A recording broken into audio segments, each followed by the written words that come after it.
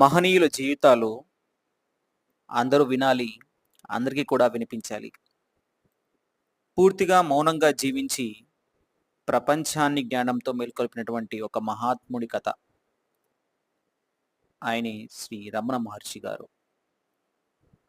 1879లో తమిళనాడులోని తిరుచుల్లి గ్రామంలో జన్మించినటువంటి వెంకటరమణ 16 వయసులో అకస్మాత్తుగా తనలో ఒక ఆత్మ విచారణ అనేది మొదలైంది.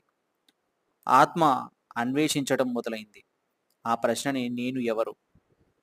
ఈ ప్రశ్న రమణ మహర్షి గారిని శాశ్వత మౌనానికి మరియు మోక్షానికి తీసుకెళ్ళింది.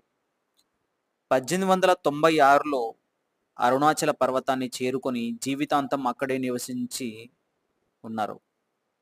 ఆయన మౌనం, ఆయన బోధన, ఆయన చూపే ఉపదేశం, ఆయన మనోనిగ్రహమే జీవన మార్గం. రమణ మహర్షి గారి బోధనలలో ముఖ్యమైనది ఆత్మవిచారణ. నేను ఎవరు? ఈ యొక్క ప్రశ్నను మన మనసులో నిలిపితే అది మన అహంకారాన్ని తొలగించి మన నిజమైనటువంటి స్వరూపంతో, ఈ ఆత్మతో మిళితమవుతుంది. వారు ప్రపంచమంతటా మహాశిష్యులను ఆకర్షించారు.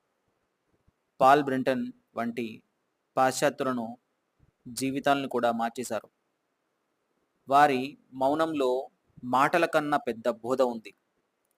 ఏ విద్యలే కాక నిశ్శబ్దమైన ధ్యానమే ఆయన యొక్క విద్య. 1950లో ఆయన పరమపదించారు. అప్పుడు ఆకాశంలో ఒక ప్రకాశవంతమైన తార అనేది ఆకాశంలోకి వెళ్ళింది. అది ఆయన యొక్క ముక్తి, ఆయన చూపినటువంటి మార్గం. అది కూడా మనకు ఒక మార్గదర్శకం. జీవితంలో ప్రశ్నించండి, నేను ఎవరు? ఈ ప్రశ్నే మిమ్మల్ని మౌనంలోనికి, ముక్తిలోనికి తీసుకెళ్తుంది. శ్రీ రమణ మహర్షి గారికి నమస్కారం. జ్ఞానమే శాశ్వత మార్గం. ఇలాంటి మరెన్నో ముఖ్యమైనటువంటి మహాత్ముల యొక్క గాథల్ని మనం నెక్స్ట్ వీడియోస్లో తెలుసుకుందాం. ఇక్కడ మీరు చూసినటువంటి ఇమేజెస్ లాస్ట్ టైం వెళ్ళినప్పుడు తీసుకున్న పిక్చర్స్. స్కందాశ్రమంలో పైన ఉన్నటువంటి విరూపాక్ష కేవ్స్. సో మీరు కూడా సజ్జీవని ఆదరించి అందరికీ కూడా మంచి చేకూరుస్తారని భావిస్తున్నాం. Thank you.